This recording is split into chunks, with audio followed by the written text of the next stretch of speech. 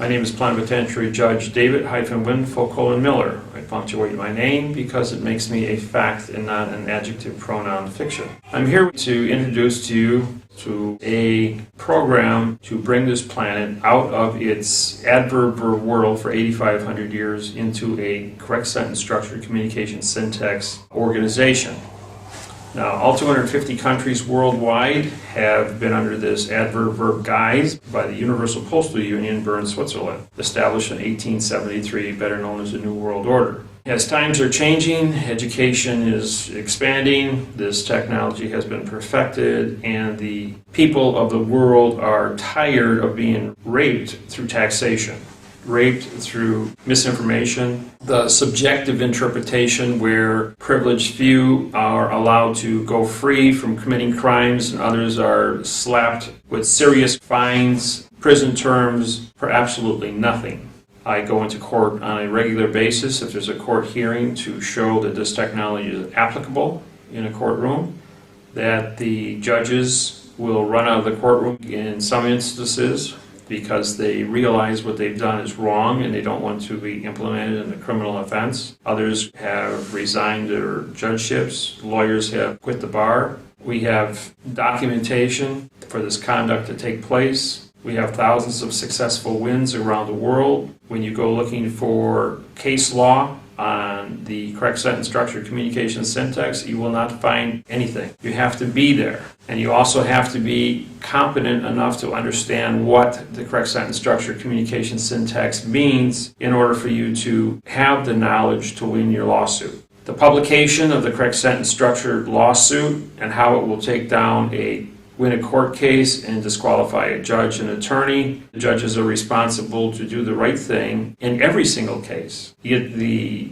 U.S. Attorney's Office comes back with the simple question, we're supposed to allow criminals, hardened criminals, to go free because we don't have the correct sentence structure. The response back is, why didn't you have the correct sentence structure to arrest these individuals, the correct sentence structure, laws, rules, regulations, codes, oath of office, operations, so I don't have to do my job. My job is to correct the language that I know and can certify is wrong. So the syntax now is on the table. The people of the world are becoming more and more aware. We have a thing called the Internet. The Internet allows every nation to communicate with every other nation without any interference of any government or political organization to get the message to the people. Because the people want in the truth technology. They want correctness. They never went to war over a math problem. We're not going to give them a chance to go over the war over a contract. We will write the contracts, the treaties, the trusts, the constitutions, so that the people of the world all know where they stand. And if they know where they stand in a mathematical procedure of communications, written frontwards and backwards, so it's certified that no matter how they look at it, there is no subjective interpretation as to what it means or how it is said. We certify the 1 in 900 definitions of all words. And so with this level of accuracy, we are going to change this world. We are going to bring it together under one world order of correctness, just like mathematics. And we are going to continue writing constitutions and contracts, publishing them on the internet so that the world can see all at the same time what the rules and regulations are of the conduct, of how organizations must operate, how governments must operate, and the freedom of the speech, freedom of the press, freedom of the travel, freedom of the grievance, the freedom of the voting. We're going to use prepositional phrases to certify that these things exist. And we're going to do it in the correct manner.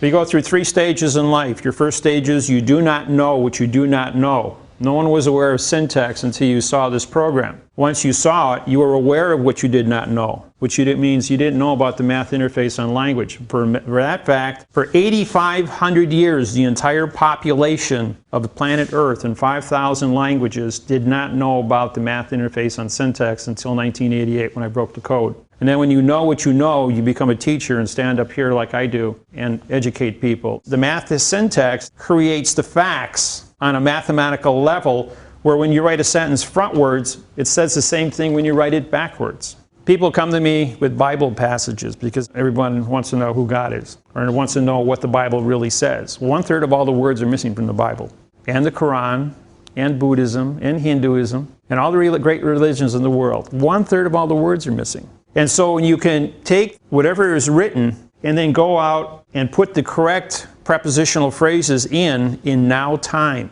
Remove the negative because you can't perform negative.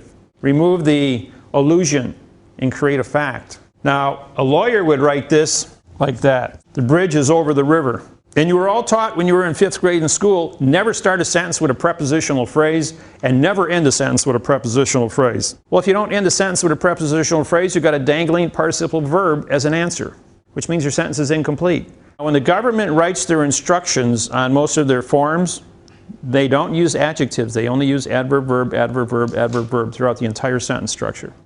We did not elect a president on November 2nd, 1999. The United States government said that 2/3 of all the states, 38 of the 50, had to recount all their ballots. Now this was just an illusion to keep people watching the ballot counts while the 90 days runs. No law under the Treaty of Versailles, 1906, becomes legal in any federal government and anywhere on planet Earth for 90 days. Add 90 days to November 2nd and you get February 2nd, 2000, at which time President Bush was appointed the next president of the United States of America. Corporation. The democracy of America is dead.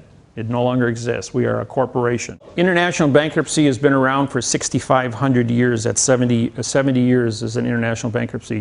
It was established by the pharaohs in 4700 BC by the Masons. Pen by itself is a pronoun. If I say the pen, the is an adverb which modifies the verb pen. Modification is change, change is motion, motion is action, action is verb. Okay, now if I say of pen, of was normally the preposition and the was the article. Separated, they both become adverbs. So now you have an adverb of pen, or by pen, or with pen, or over pen, under pen, doesn't matter how you do it. If you separate all the prepositions and all the articles, this is going to become a verb. Now if you use a prepositional phrase, for this pen, for my pen, for your pen, for his pen, for her pen, with his pen. See, every time I change the preposition or change the article, I change the ownership and I change the operation of the pen. If I change the operation of pen, and I can do it 900 times, if I put 2 nouns together, now I've got 81,000 variables. If I put 3 words together in a sentence, now I've got 7.2 million variables. I put the 4th word in, I got 640 million variables. I put 5 words in a sentence, I got 5.4 billion variables. And it goes on and on. So the government comes back and says, we can't do that. We don't have a computer that can break the code because the amount of terabytes of information just to write a single document with 300 words, so you'd have 900 to the 300 power. There's no computer in the world that has enough capacity to do that. My brain does it as fast as I can speak. I can syntax and write and do the conversions. The human mind is really unique in its ability to use deductive reasoning and logic to create the correct sentence structure, communication, syntax. And with this level of accuracy, the government said that's impossible. What's the first rule of law? It's called knowledge. If you don't have knowledge, you can't play in the sandbox. You can't participate. So you got to have the knowledge to understand what is being said. Dr. Masseuse has had 200 trials over the last 13 years. The case is currently running up a bill of $80 million. And I went in there and in 10 minutes I syntaxed day number 1 lawsuit, 2 pages, 186 mistakes on it in syntax. Disqualifies day 1. What happens when you build a foundation on sand? It's going to collapse. If you commit a fraud on day number 1, the other 199 hearings are also fraud because they were predicated on day number 1. And the judge stands up and says, I don't have a pay scale high enough to deal with this. He says, you're not a barrister. You can't represent him. I says, yes, I am. You don't have a 6-year college degree to know what a barrister knows, but a barrister only knows how to read and write an adverb verb. And he's restricted to do that because they have a code. No law or fact shall be tried in court.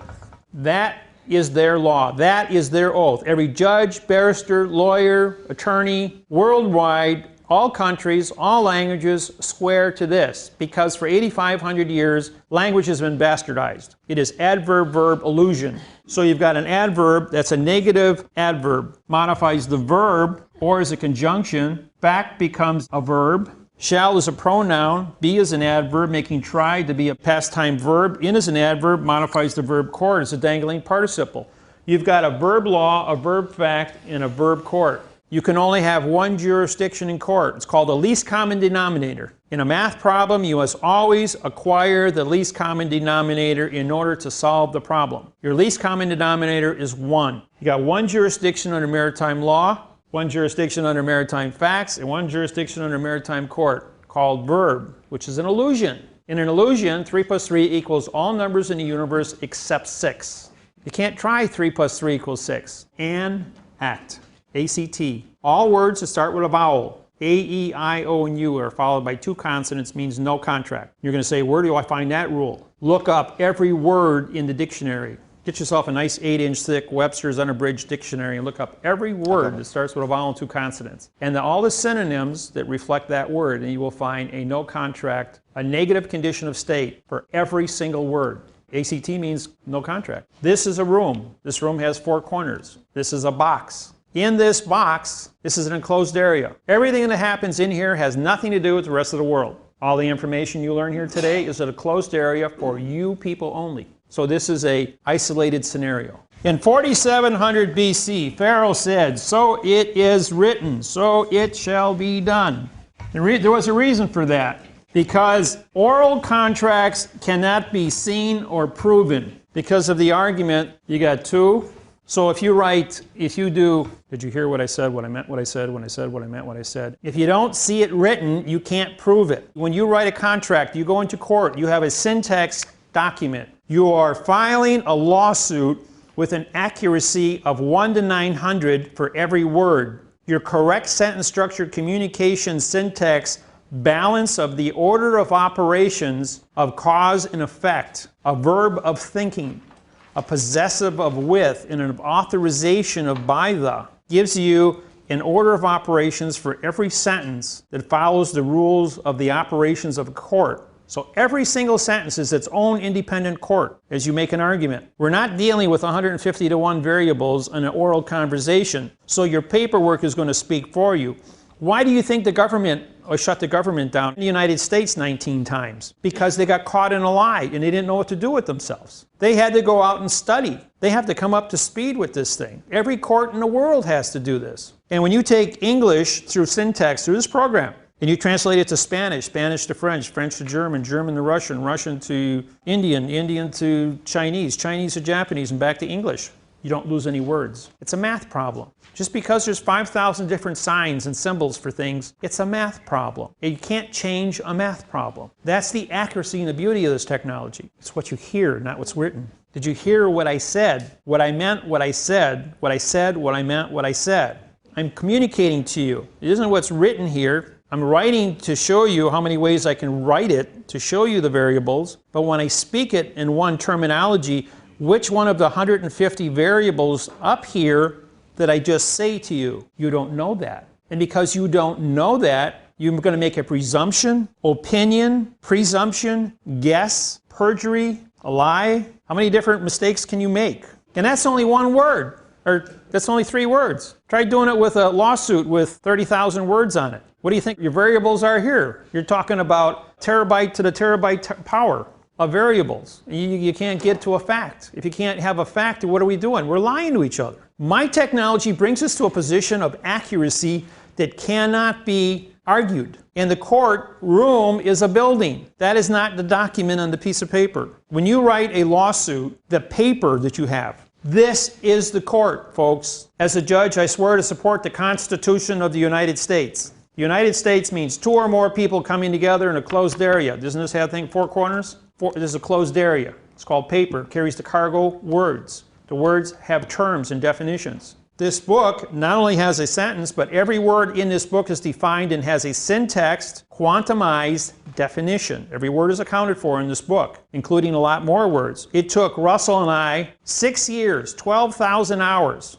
We had a team of guys breaking up A, B, C, D, E. And of all the 2 million words in the English language, we got 720 words that are syntaxed. That's it. Pretty simple. Average person has a 12,000 word vocabulary. You only need 720 to learn syntax. And in 99% of the cases, you use less than 50 different words in an entire lawsuit to win your case. It doesn't take a rocket scientist to figure this out. It's so simple. Once you get it, it's mathematical. But this is the court. This is the contract between you and the judge. The courtroom is irrelevant. The seals that are hanging on the walls are irrelevant. This flag is the correct sentence structure communication syntax flag, which advertises that this is correct. You place a postage stamp up on your corner. You sign across it. That makes you the postmaster transporting the vessel of the document to the clerk of the court, which is the port of the court. She puts her stamp on it. When she puts her stamp on it, you sign your name across her stamp, making you a postmaster of not only your paperwork and your vessel, but now you're in contract with the port authorities of the court, because this is a courthouse, which is a foreign vessel in dry dock, so you've entered a foreign vessel.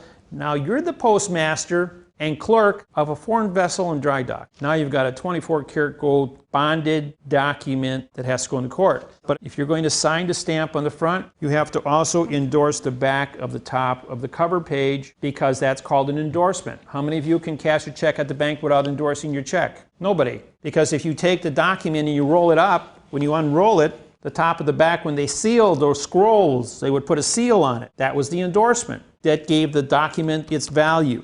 And not only that, this book is bonded together. When I went to court in 1997, I used to have 3-ring notebooks with my paperwork in it. I went to testify. The judge says, "What are you doing?" He says, "Well, I'm testifying to my book." He says, "That's all loose paper." He says, "You got to have a bonded book in order to be an author with the authorization to talk about the authority of your authentic document." And it's a document. That's why you get a docket number when the vessel comes to the court and it gets docketed. Staples Maritime Law Staples is not bonded together. However, you put the staple as a mechanical device to hold the papers together, and then take super glue, put a drop on it, and the capillary attraction will fuse the papers together. You can have 3 forms of bonding. You can glue it, you can stitch it, and you can rivet it. I sent Janet Reno a letter charging her with treason against the United States, and she sent me back a 2-page letter with 6 3/8 of an inch brass rivets. There were 6 big, thick brass rivets to hold 2 sheets of paper. She says, "You want bonded documents? Here's a bonded document." You're going to use your navigator stamp. Your navigator stamp has 2 bars through the $sign. Now, you have your $signs come in 2 forms. This is a Federal Reserve note, and that's a gold certificate. In the United States, since 1900, the red fox stamp was the only one that was published with 2 bars through the $sign. And that was published on the 2nd of November, 1999, when the United States ended its 3rd bankruptcy and became sovereign. And then when we went out and bought up all this, my students all over the United States went out immediately and bought up all the red fox stamps. And then we started putting them on all of our documents to sue government officials. The judges ordered that all the red fox stamps be canceled and seized wherever they were in the United States and destroyed, so that they didn't have any gold standard stamps out there. But we've had several thousand of them to use on all of our official documents that we use constantly. They'll put the file stamp. First you get what's called a receive stamp, which means they're going to receive the documents and they're going to issue a summons to come to court. You have to then serve the document on the people and have your return service from the people you're serving the document on, and those have to be attached, return service, back to the court with your lawsuit, and then they will give you a file stamp. And then it goes to the judge for when you're going to have it and scheduled for hearing. The clerk of the court, who is the port authority receiving a vessel at her desk, is supposed to put her initials on that stamp upon receiving it. And at the same time, the one that they keep for their file, you sign your name across that, as well as all those you're going to serve on the other people, making you a postmaster, banker, and judge, because you canceled the stamp. That gives you the authority as a postmaster to transport the vessel of the lawsuit between your home and the port authorities. You take jurisdiction, capture it. As long as you got their stamp, you sign across it, you captured their jurisdiction, you become the clerk of the court. The practical purpose is that you are the individual that's going to be transporting this document. If you don't sign it, you don't become the clerk, and you don't sign your name across the stamp, you've skipped over the postmaster's position to move the vessel. How does it go from point A to point B? Is it magic? You're creating a paper trail of authority. You're the author. You have the authority and postmaster to move that. All judges are postmasters, bankers, and judges. Look up bankers in the Black's Law Dictionary. It says see postmasters and judges. Look up judges, it says postmasters and bankers. Look up bankers, it says postmasters and judges. And judges only issue opinions. The word order, O-R-D, vowel and two consonants, means no contract because he wrote the whole order in adverb verb. It's an illusion. You syntax any judge's orders he gives you. Even if he says you win, here's your win, in adverb verb. You haven't won anything. It's just an illusion. You syntax it and you say, I want to correct one. Write up your own order and syntax and have him sign it. He'll do it. He doesn't want to think. Remember, the reason for thinking is to abolish thinking. Thinking hurts the brain. Thinking hurts the person. That's why we got ditch diggers and punch press operators, because it hurts too much to think. And people that want to think and they become great thinkers, you don't see them doing physical labor because they've learned how not to hurt. Their brain is a curiosity machine that just can't get enough. Masonry worldwide goes up to 34 degrees. In Manly Hall's The Secret of All Ages, the amount of information that is in that one book is the accumulation of 8,500 years of history of all the different religions that have taken place throughout history, different cults, Pharisees, illusions that manipulated mankind, the creation of the boogeyman to keep people scared so that they could always look for protection from something. The Masonic codes, no matter what language it was written in, had 1/3 of all the words missing. My technology, through algebra, puts the missing words in and brings it all into now time. It takes all negative out of the language and only brings it into a now time positive. So it allows me all the hidden secrets that are built into all the sentence structure. And so when I get with a group of Masons, they have their agenda of what they believe, but their beliefs were based on adverb-verb illusions. So then it's my job to then syntax it and bring it into now time facts and show them what the true meaning of whatever they want. The amount of information is so vast that for me to publish it, it'd be like trying to syntax the Bible or the Quran. I mean, these are huge books with thousands of pages. It would take a lifetime to do it. So based on each individual's needs, on whatever their limited education is based on, I will answer questions on a one-to-one, question-to-question basis and syntax it for you. And I'll do it for anybody at any time. It changes your entire perspective of what truth is, or correctness. That means that my technology abridges all the Masons worldwide. The secrets that they think that they have are misinformation. And I don't practice any specific religion or faith. I believe in God. I believe in goodness. I maintain my life to be in a correct position. And by being correct about things on a mathematical level, it allows me to talk to audiences that come from thousands of different cultures, definitions, religions, and maintain peace amongst my students. Here's a technology that has to be translated to all 6 billion humans without insulting any faith, political belief, sex, customs. I mean, when you take something that's going to unify an entire planet because it's correct. Remember, no one ever went to war over a math problem, and all 6 billion humans use the same mathematical syntax. But how many different languages? You've got 5,000 different religions, you've got 5,000 different languages, and it keeps everyone divided, called Babel, where even though they have all this Babel for 8,500 years, they still use the same math problem, and they don't fight over it. So by bringing communication skills down to a math problem, we remove the ability of an individual to lose his temper or maintain an argument. I'm going to define the word God. Everybody goes, how can you take religion, and everyone in this room has a different faith, and talk about religion in a mixed community? There's a thing that we use a triangle to explain this. We all want correctness because this here is your truth. Now, when you believe that you are correct and you have truth, you will make contract. And as you are all taught throughout your entire life, you will always honor those contracts you make. And there you find your God. Okay, now, so what is God? We all want to know who the Creator is. We all want to know what the origin is of our beliefs. Every person in this room has 1,000 independent definitions. You've read books, you've talked with your parents, your friends, your relatives, your church, you've explored your own dreams as who God is.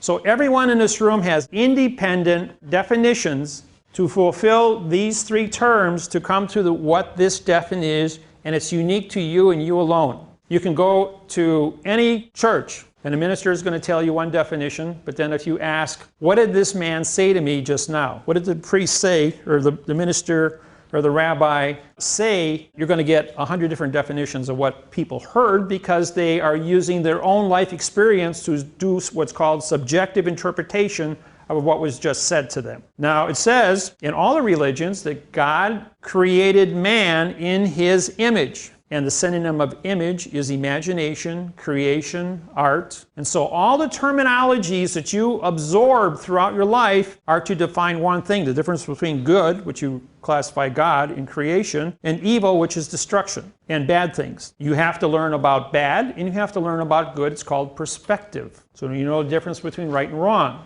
We choose to be good because it's a better form of life. Those that are bad and don't live in our society as bad, we put them in jail and they get penalized. We spend our entire life searching for one definition of this word. And everyone, all 6 billion humans on planet Earth, have different definitions than the person standing next to them. And it's unique to you and you alone. That's what your faith is. All the stories that I am told as to what this word is defined at, I have never heard two stories the same in all my travels and all the people I've talked with. Your ability to read, understand, subjectively translate information in your mind and come up with a conclusion to be good is what you have to do. You can look yourself in the mirror and say, I'm going to be good. I'm going to be an honorable person. I'm going to do what I'm supposed to do. I'm going to love my children, take care of my family, and I'm not going to go out and do evil and hurt people. And that's basically the bottom line of where we are. So who is God? God is the creation of your thoughts and the information you have. Hold a thought in your hand. Show me the three-dimensional object of a thought. Hold God in your hand. Show me the three-dimensional object of your God. It comes from your thought and all the information that you have absorbed. What we're doing here in syntax is we're showing you that the Bible is written in the Quran, in the Jewish Bible, and all of these different communications worldwide are written in adverb verb. They've left the words out. Why do they leave the words out? Because they can control you. So by learning syntax, you can go back and put the missing words in. In now time, you can remove the prefixes and the suffixes, which are the past and the future, and go to the root words. Then find a root word that means now time information, not the future, not a word that means no contract. If you go through any Bible phrase and you see a word that starts with a vowel and two consonants,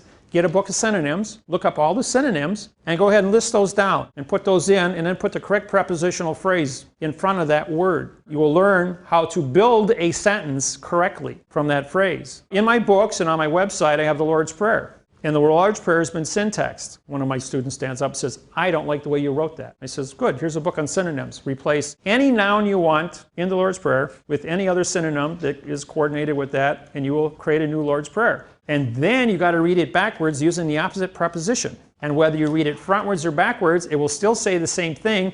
And you can write 10,000 Lord's Prayers, and they will all say the same thing. Now, you show me a technology that you can write the same thing 10,000 different ways, and it never changes its meaning. That is unique. Just like you can't change a math problem. It's either right or it's wrong. There is no, well, it's almost there, or it's almost right. You want to get down to the crux of what is correct. That is where you want to be, in a correct position. And that's why this technology scares the courts. Because no law, which is a negative condition, and no fact, is the only thing that gets tried in court. Remember, the sign says no parking. No is an adverb, modifies the verb parking, and they put a box around it, so it's an enclosed area and can't be considered because it was a lie in the first place. And no is a negative condition, so how do you no park? You can't create a negative condition of state. Where's my fact? How can I pay a fine for a no fact? Well, I'm going to use a Federal Reserve note. Re meaning no is serve. So I have a negative condition of payment for a negative condition of violation, and a negative condition of court for a negative condition of law. So therefore I have one condition of nothing. So therefore it's voluntary compliance. And to make sure you volunteer to comply with negative, we put a gun to your head and say, choose. Right? You've all been there and done that. Everybody's got a parking ticket at least once in your life. That's my terminology of finding out what you know about what the difference between good and evil is. There's 5,000 names for God, but there's an infinite amount of ways to subjectively interpret how to get to that belief. The bottom line is you're either good or you're evil, right? You got two choices. It's a plus and minus. There is no gray area. There is no stand in the middle and be zero. I did a theology seminar for 47 ministers from 16 different religions. One man stands up and says, I'm an atheist. And of course, all the other ministers, they do the little hum. Yeah, but in the morning when you wake up, you stand in front of a mirror and you say, I believe in me. I don't believe in anything else in the world. While you're believing in you have specific rules and regulations that you're going to conduct yourself as an atheist. He says, yes. I says, and you go out there to be a good person, aren't you? He says, yes, I am a good person. And you know the difference between good and evil, don't you? As an atheist, he goes, yes, I do. I said, well, guess what? You made a choice between good and evil. You have faith. Your faith may not have a definition that correlates with the other 47 men in here, but you have faith just the same, and you make choices. Remember the movie Matrix? When Keanu Reeves, Neo, is in the room with the 100 TVs? The architect. And the architect is having a conversation with him. And what does Neo say? He says, it's all about choice. And you make choices every day, left or right, up or down, in or out. And you're going to make your choices every day to be good or evil. And if you know what syntax is, you can make a mathematical choice. You have better pieces of information to make better decisions to be good. And then if somebody with evil wants to come at you with an illusion called adverb verb, you can say, that's a lie, and I can prove it. And that's the one thing that would happen in front of Wasilewski back in 1985. Wasilewski said, you can't prove that I lied to you. You know what? You're right. I can't prove that. He says, I know you're wrong. He says, yes. He says, I'm wrong. He says, but you can't prove it. He says, when you can prove that I'm wrong, he says, I'll give you what you want. And that's what changed everything. And I went out and I found out how to do it correct so I could prove it. We're going to go through the courtroom procedures. Courtroom is divided into 5 different sections. And most people don't even know they're in this elaborate illusion. Some courtrooms only have 2 planes, but you will have a plane. And the judge sits on the top plane. So he is removed and he's in a box. And he has his flag or his seal on his box, which means he is an independent jurisdiction. He can neither see you, hear you, or have any jurisdiction. He is an actor in black robes. Federal Rules of Civil Procedure 44.1. It's the only place where it is found it says judge is an actor. The clerk of the courts, however, sits on plane number 1 in most courtrooms. Up until the time I put this presentation up here and blew the secret on clerks, they then took the clerks off of the same plane as the claimant in the basilee. A basilee is a servant employee of the courtroom, which is your prosecuting attorney, and you are the claimant. Don't call yourself a respondent, because re means no speak. Defendant means no contract. So don't get involved with no contract language. The clerk was then moved off of plane number 1 into its own separate plane. When you take the witness stand, you're going to move yourself from the common and you're going to put yourself into a box. And in that box, the witness cannot hear evidence or give evidence and cannot produce any testimony. So it's mute argument. The jury box is on a different plane as well. And the jury box, when you look it up in Black's Law Dictionary, says this is an enclosed area that cannot witness, cannot see witnesses or hear testimony. Yep, read it for yourself. It's all been published. They're in a box, aren't they? Which is an enclosed area. And therefore, there's no continuance of evidence between the jury, the judge, the claimant, the basilee, or the clerk. The whole thing is all mute. Everybody is talking to nobody. The contracts are written in adverb verb. Nothing is being contracted, nothing is being said. And what did I tell you about what is the court? The court is the document. The Constitution are the words on the document. If the Constitution is written in adverb verb, and I swear to support the Constitution of the United States, between 2 people who said nothing about nothing on nothing, in a closed area of nothing, without a postage stamp and without a flag to establish jurisdiction, I've got nothing going in and nothing's coming out. How much money you got? Well, it's $275 an hour to talk. And you have freedom of speech at $275 an hour, and as soon as your money runs out, we will make a decision. We are practicing banking and commerce, and no matter what you think is happening, it never happened. Then you get to file an appeal if you don't like what nothing happened. How do you spell appeal? APP, which means no contract. And what does the word appeal means? It means the higher court will forgive the lower court for doing nothing about nothing with nobody and agree with it, unless it is something that will affect public opinion about how the court system operates, some genocide or apartheid case. Then they'll go ahead and they'll make a little bit of noise about it. And everybody knows O.J. Simpson, right? That was a $40 million trial, and it ran for like 9 months. That was a big joke for the simple reason that they had to go ahead and take somebody and do an elaborate advertisement to the world about how our justice system works. That's all that was, just advertisement. And since then we have, 20 or 30 different crime shows on TV that advertise and tell you what's going on but that's not the real world. It really doesn't happen. Maybe one case out of 1,000 they might take and run a CSI on, but most of 99% of the time they just fluff it off. They don't have time or money to go ahead and chase it. So it all comes down to who you are, what you know, and what you put on your documents that come into court. I can write on a document, one of my syntax documents, file it into court and put one line in there, I want hot coffee on my table. The courtroom door says no food or beverages. And yet, when I sit down at my table, I will have a pot of hot coffee because I like to drink coffee. And I have a contract that I paid filing fees for to have hot coffee on my table, and that contract says that I'm going to have hot coffee, just to prove a point that that contract has jurisdiction in the court. Try it. I guarantee you'll get it. You say, Your Honor, so what? Court's out of order. I don't have my hot coffee. I put it in my contract. Bailiff, go get this man his hot coffee. It's part of his contract. Do it. You'll have fun. These planes breaks it up and creates the illusion. You can dissolve the planes and dissolve all the boxes by writing it in your document. Your lawsuit says there are no planes in this court. We are on a level playing field. We're going to use syntax language. There is no adverb-verb illusions. And what we say is not 2 + 2 = 4. And you do a disclaimer of that. Or you do it, not a disclaimer, you do a claimer. Or closure is the word, closure. All maritime law, under maritime law, all contracts must have closure. Well, when you're in a syntax level of mathematics, believe me, you have a closure. Our documents, because we've had through trial and error, and we're up to 2,200 federal lawsuits in the last 15 years, we are at a level where we take into consideration all these different points of closure that are necessary. When the Supreme Court of Hawaii wanted to sell 1.2 million acres of Hawaiian homelands without lodial title, I was responsible to stop it. So I took the 50-page document that the United States Federal District Court in Honolulu, Hawaii, through the Supreme Court, and the Supreme Court judges all went to Washington, D.C. to go up against John Roberts and the 8 Supreme Court judges and argue why they had the right to sell 1.2 million acres of Hawaiian homelands. And I went ahead and I took the 50 pages and I syntaxed them, and there wasn't one legal sentence in the entire 50 pages. It was just written in adverb-verb. And it only took 6 sentences to articulate the fictitious conveyance of language and the damage that was caused because they don't have lodial, L-O-D-I-A-L. Location, D-I is original, A-L is contract. No location, original contract to sell Hawaiian land. And the post office doesn't have jurisdiction because they never had the correct sentence structure communication syntax on any treaty, trust, or contract with the Hawaiian people since Cook landed there in 1789. That totally wiped out all claims that the United States government has against the Hawaiian people. And so with that information, the United States Supreme Court reprimanded the Supreme Court of Hawaii that you people are illiterate, you can't read and write, and you tried to perpetrate a fraud against us, go home. You don't have lodial title, you can't sell the land. With 6 sentences in a 2-day head start, and I defeated them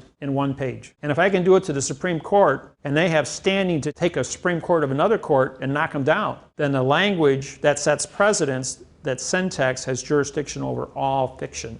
And it does. So you guys have the power and the ability to go out there and use this technology successfully. On the back of my business card is the whole procedure how to prosecute judges and attorneys. It's already written there for you.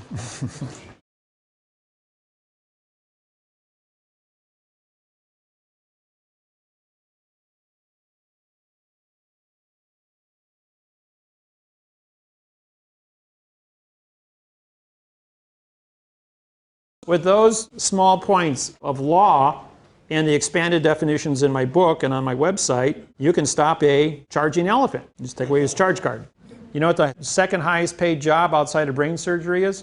Contract writing. People that can write in contract get paid $500 to $1,000 an hour in syntax. And you know what? 2012 is just around the corner, and we got 400 million people now studying. When we get 51% of the vote, this entire planet is going to have a new shift in dynamics of learning how to read and write in syntax, because sooner or later, not only is this planet going to unify its ability to communicate mathematically in syntax on contracts, but somebody's going to come knocking from another planet. And if we lied to them, they're going to throw a stone at us the size of Texas moving 50,000 miles an hour, or we can have a truthful communications with another world, another planet, under commerce and be truthful, where they don't look at us as being a lying, cheating threat to their existence. So there is rules and regulations. Don't forget, there are no accidents. No matter where you go, there you are, and wherever you are, that's where you're supposed to be. It takes time, 22 years now, to get to this seminar since syntax was introduced to the world. And I'm the only guy standing up here and Steve over there now that are doing seminars. Worldwide, we're the only two guys. But the videotapes and webcasts on Skype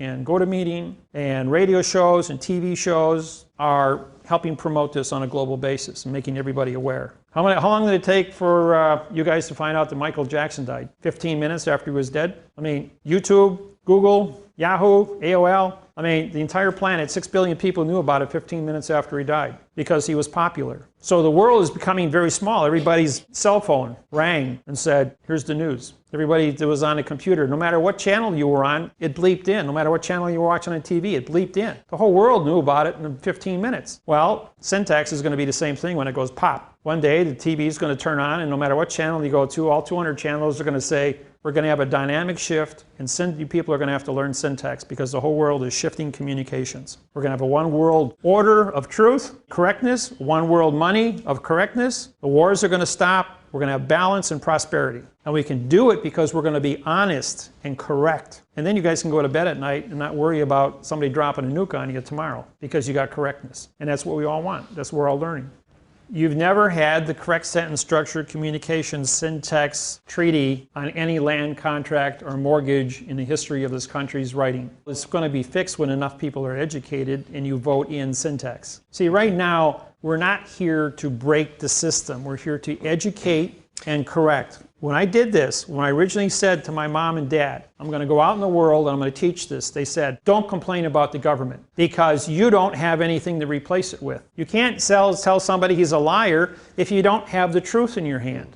I couldn't call Judge Wasilewski a liar because I didn't know what his truth was or what my truth was because I was misled. So I had to go out and spend 1,000 hours to get to where we are today to have a correctness at a mathematical level. You can study, be prepared, learn how to be a writer because when this thing takes place, the government's going to say anybody that can read and write in syntax and do corrections and learn how to program a computer, we have immediate employment for you. Wages are probably going to start at about $100 an hour and up based on how much experience you have. And the whole planet's going to get rewritten. I keep getting emails, when is somebody going to write a program to rewrite the internet that fast? To go from adverb, verb to syntax. Well, like I said, 900 variables for one word, 2 is 81,000 and so on.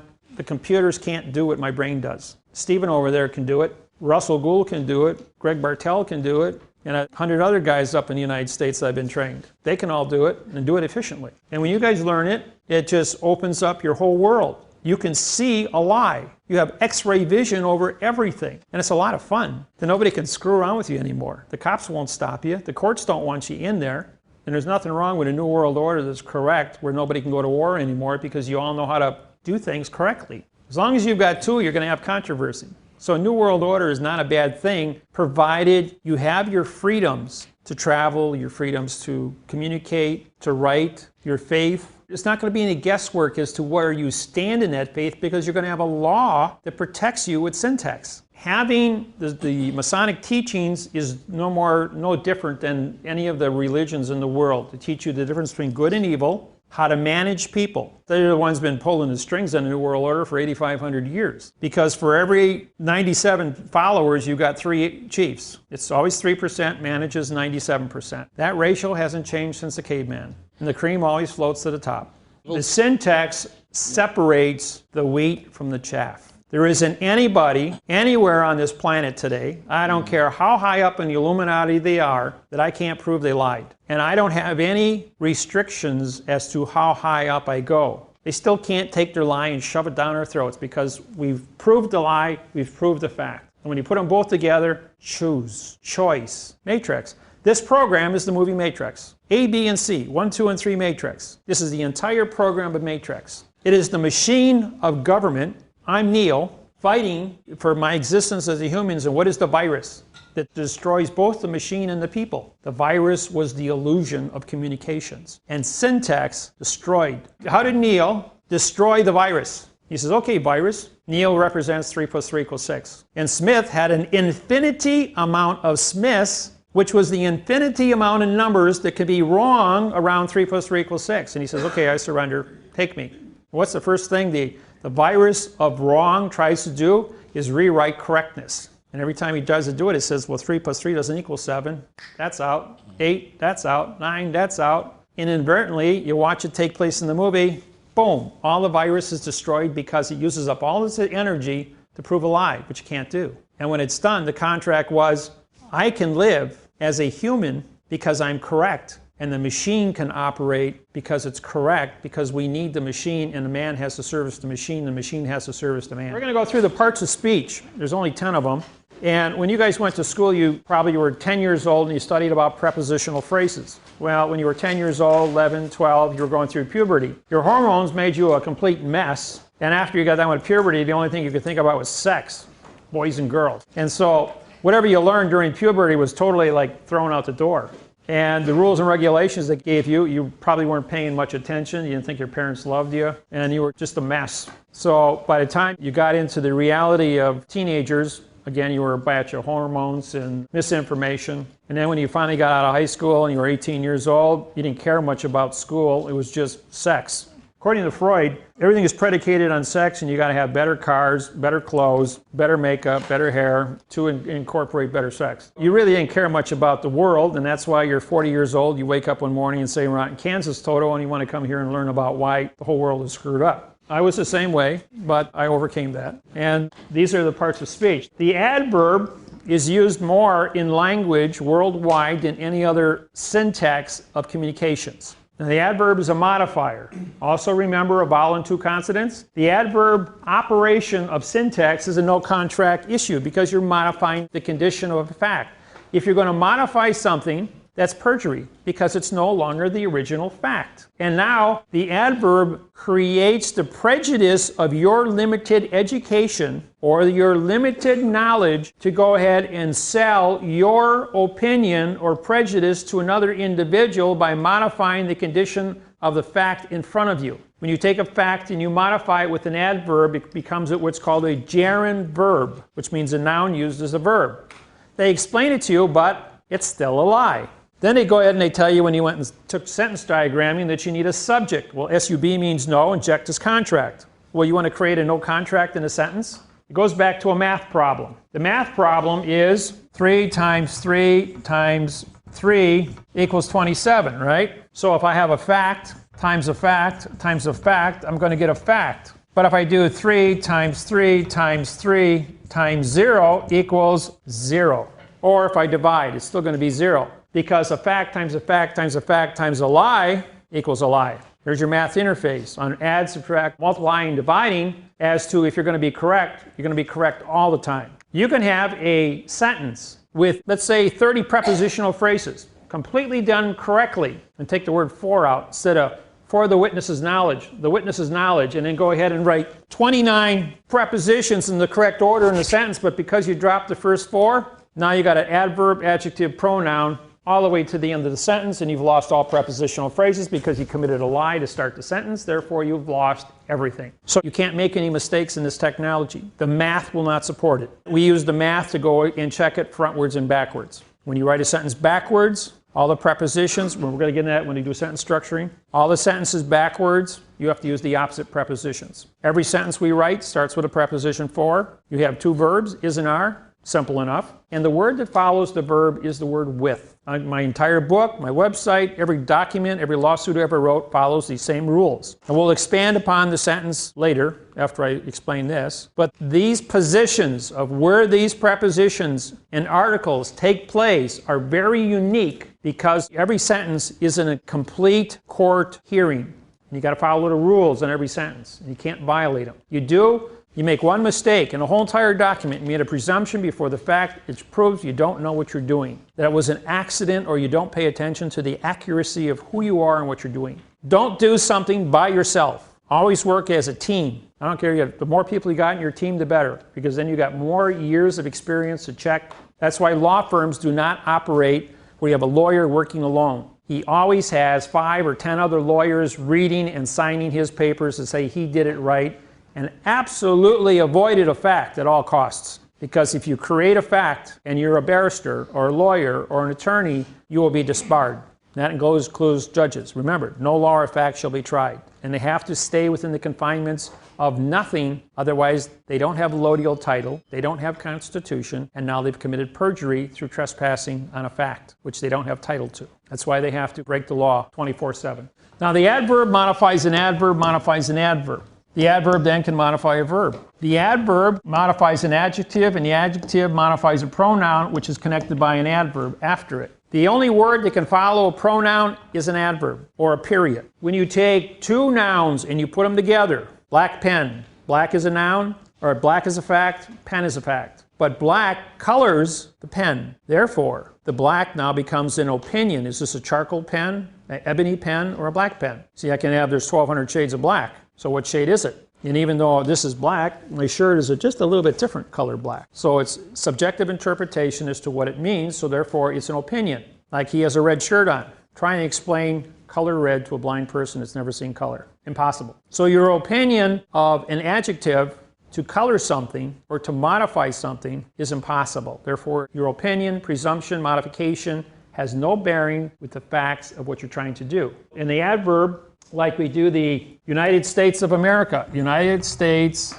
of America. You got the preposition of and the article the, but when you separate them, they both become adverbs. The adverb modifies the adjective modifies the pronoun is connected by the adverb, which then modifies the dangling participle verb America. Now the verb is your action. Now the adverb can modify the verb, and the verb, if it stands alone, is an R. Because you use prepositional phrase, verb, prepositional phrase. Because the verb stands alone, it doesn't become a pronoun because you are making a claim on your document that says verb is the condition, is a singular, R is plural, and you take jurisdiction for the verb is an R. Because you define it, it is now what it is on the contract and no one can change it. If you do not take that position, it becomes a pronoun. Is an R. Is used for the is. It's a prepositional phrase. Therefore, is a noun. The is, adverb verb. Now it's a verb. For the is. For is the pronoun. Is an adverb. For the is. For would be a pronoun. The would be an adverb. The first is would become an adjective, and the second is would become a pronoun.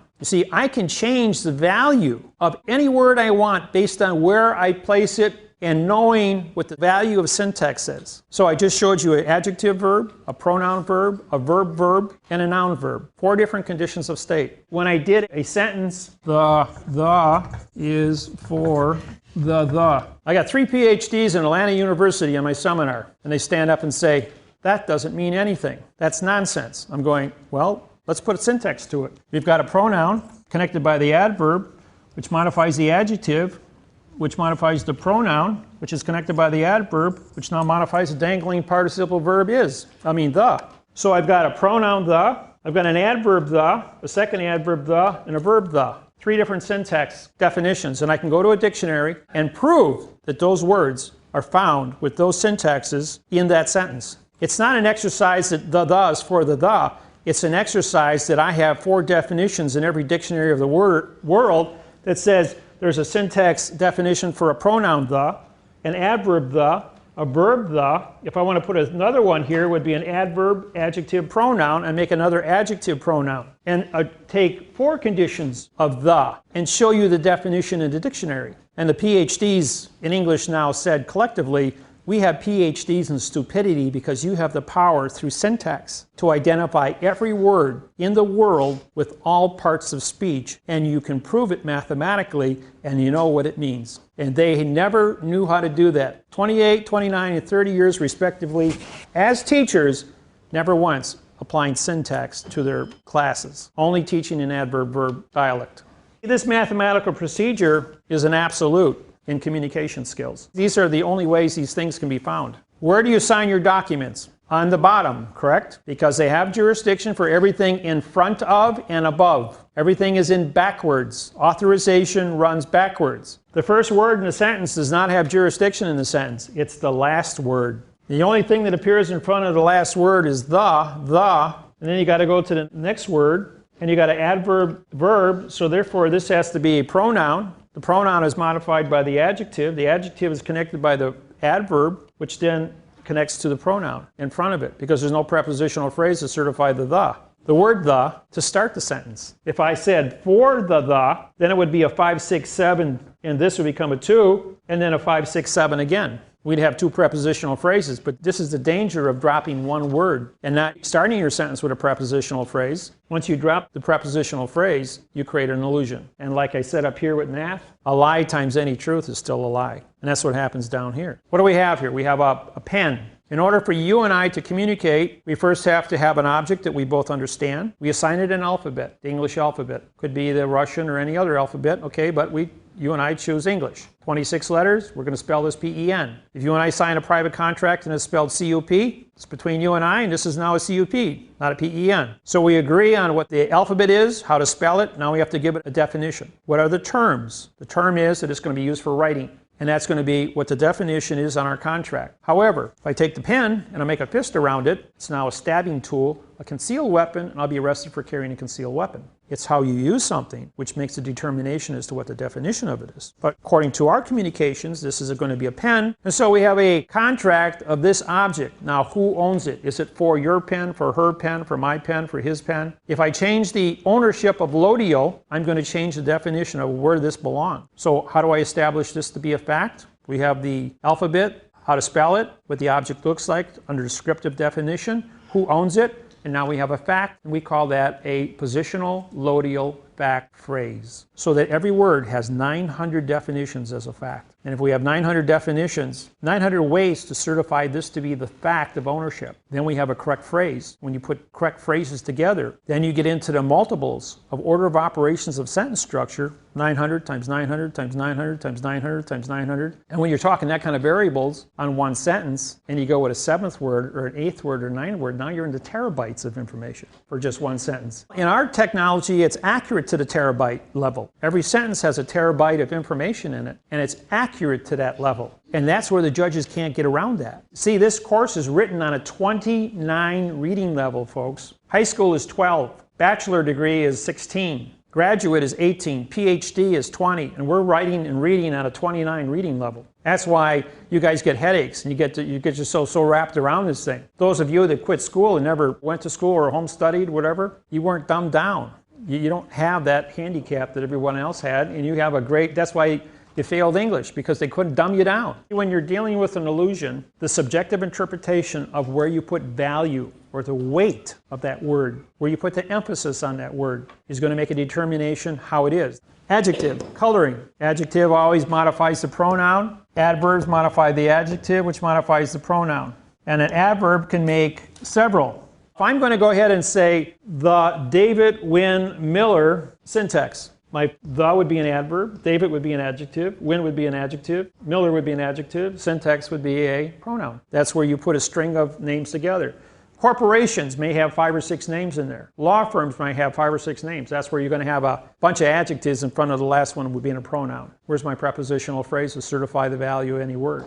As long as you're going to have a condition of color, it doesn't exist because it's an opinion. Now the pronoun is any word that stands alone. Pen is a pronoun because there's no contract to make a determination as to what this means. If I ask you for a pen, you're going to give me an object, pull out a ballpoint pen. However, you ask me for a penny, I'm going to reach in my pocket and pull out a penny, which is coinage. Does 2 plus 2 equal 4? See, he's saying pen to me, but I'm hearing penny, just like 2, T-O, or T-O-O, or T-W-O. So you got to be able to communicate with somebody and have a contract to do so. That's why so it is written, so it shall be done, because the oral communications are not what you think they are. The position, as I explained before, is the terms of what your contract is. And once you have your terms of your contract established, we then can have the lodial ownership, which is original. And with these two together, we now have a fact. And once we have a fact, it will become the positional lodial fact phrase. And then you have past time. Past time would be words that end in ed, or the adverb from, or the prepositional phrase from. Either way, you are removed from now time. There is no such thing as the past or the future. There is only now time. You will always be in now time. When you correct the Bible,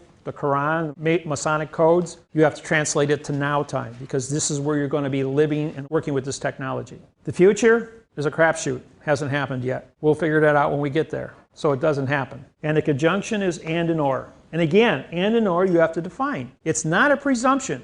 The word and by itself is not a conjunction because it doesn't attach to anything. It's a pronoun. Or is the same thing. It's a pronoun unless you take jurisdiction for it. Every word that you use on your papers, you must define those. Do you want an and or as a conjunction and an is and an are as a verb? You have to separate a definition under your abbreviations and say these words mean these things and put it right up there at the beginning of the document. That way a judge can't say, that's going to be used for the and. If I say for the and, now you've made a noun out of it. Or the and. That was an adverb making and a verb.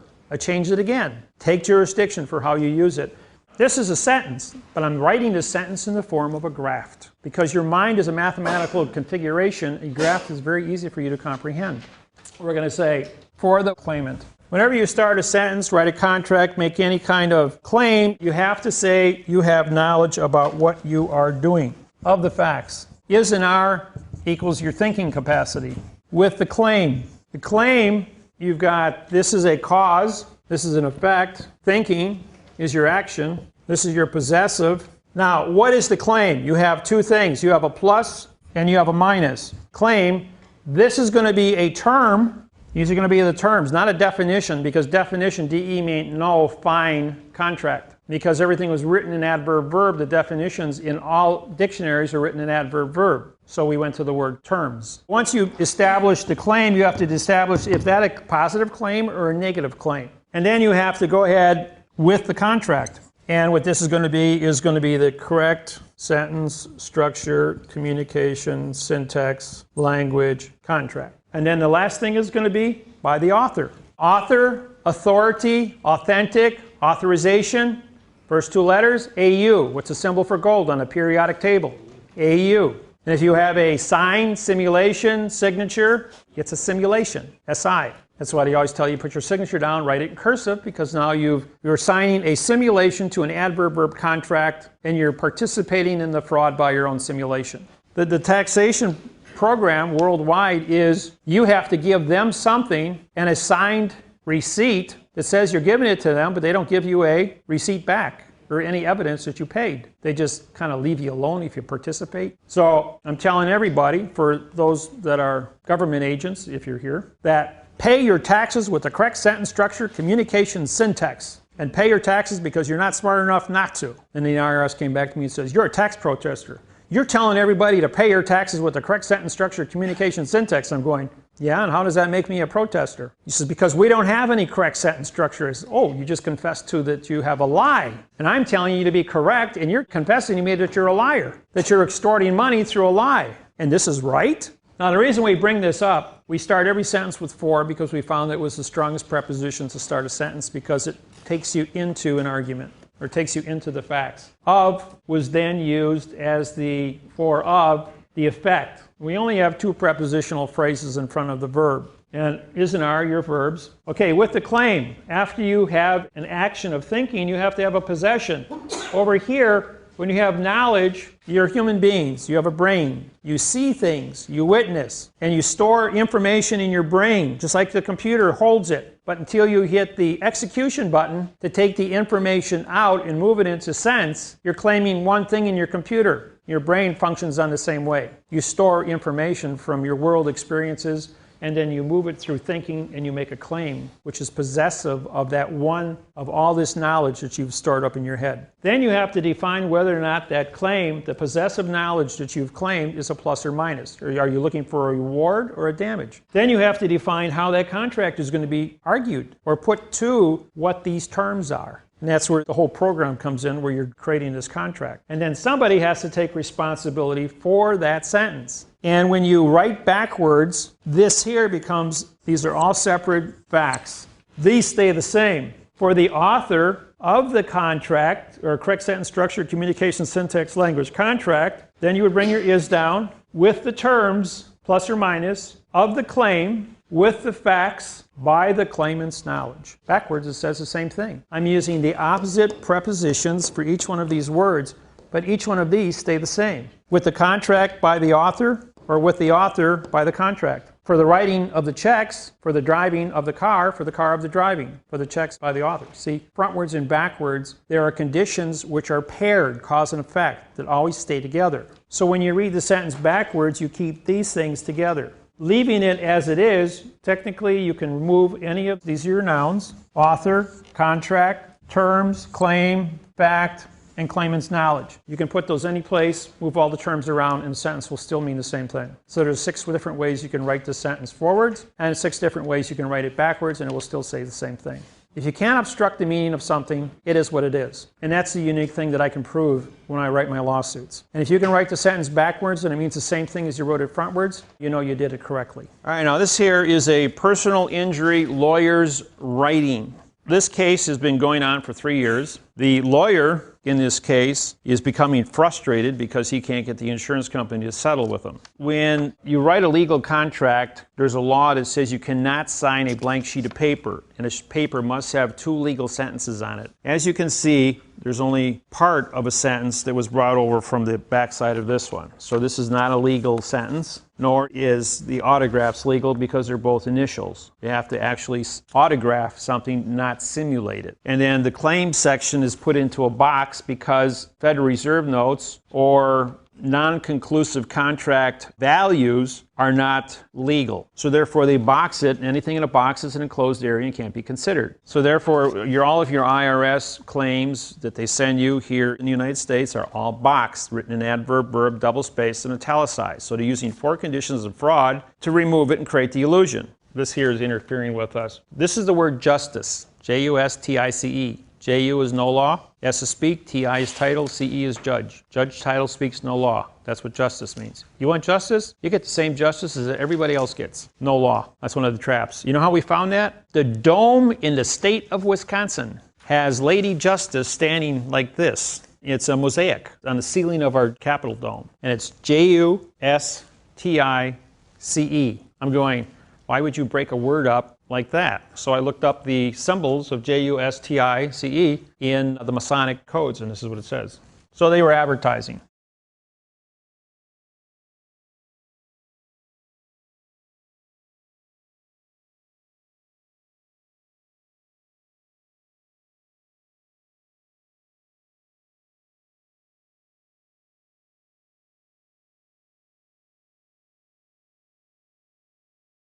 And authority always runs backwards, so there it means judge title speaks no law. This is your title. In the contract states it's DI, which is original, strict is jurisdiction, court of the Australian Territory. TER is Terra, ORY is contract. This is the title you put on your paperwork. When you file in the United States District Court, it means United is no citizen, States, District is demon god of the underworld for trickery in a closed area called court. You make a presumption and you're going to be tricked. And when you file this, they're going to go ballistic on you, but this is where you're at. This is the correct title. Don't forget, what you put on your paperwork is the contract of what the court is going to be. If you want to call it a demon god court, you're going to be treated like a trick. You're going to be denied things. And if you use the correct sentence structure, you're going to get correct sentence structure. Truth in, truth out. Fiction in, fiction out.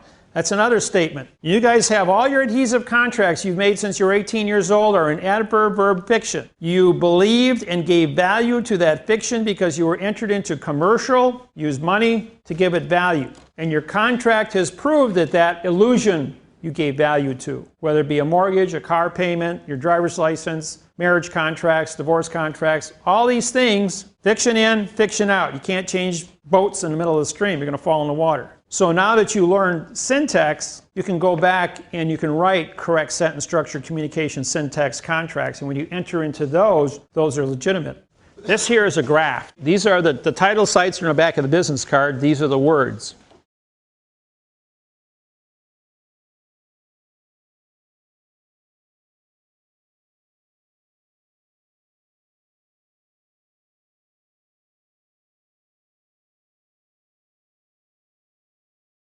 Now, the numbers can be anything you want throughout any country you happen to go through, but the causes of action of these conditions of words follow in a specific order.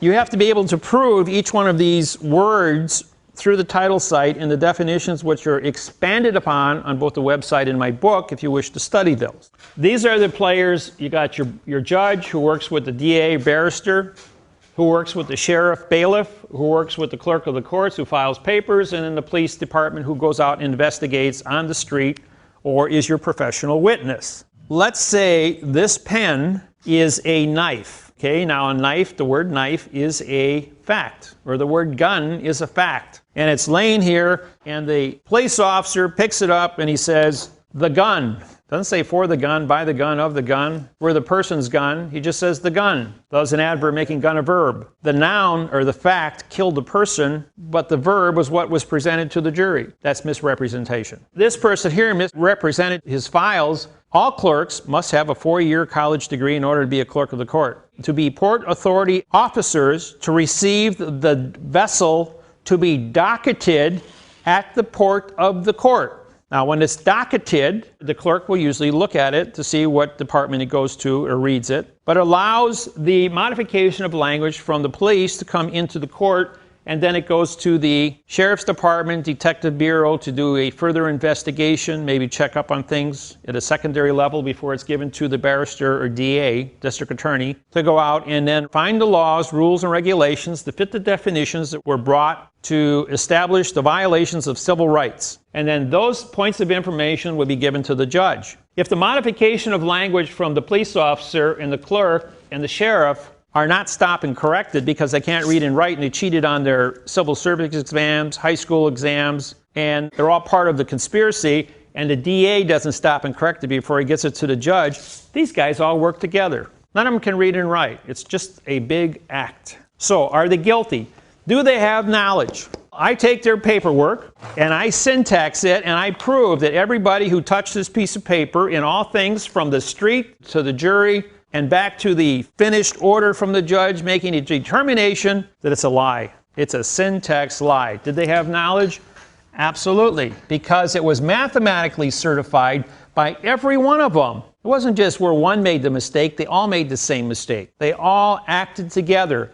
If we don't lie together, we will lay together. So they all lie together. Now you have to give closure. Did any of these individuals give closure that they were going to use the modification of language to extort rights or to obstruct the information that was presented in the courtroom?